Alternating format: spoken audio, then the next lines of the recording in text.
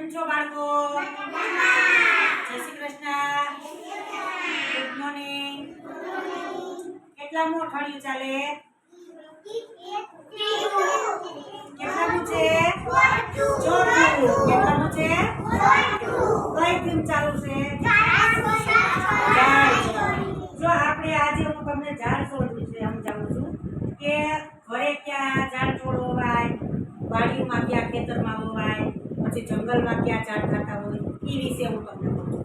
જો આપણે ઘરે ક્યાં ક્યાં ઝાડ વાવીએ તો કે તુલસી છે, ગુલાબી છે, ગલગોટા છે, બારમાસી છે, એવા બધાય ઝાડ ઘરે વવાય. ક્યાં વવાય?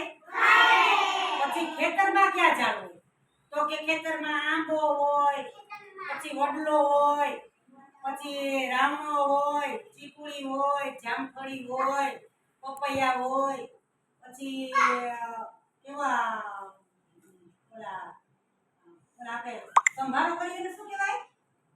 હે ગુંદાનો સંભારો ખાવ છો તમે? જો વાડીમાં ગુંદા હોતે ખાય, ગુંદો હોતે વાવે ખેડૂત.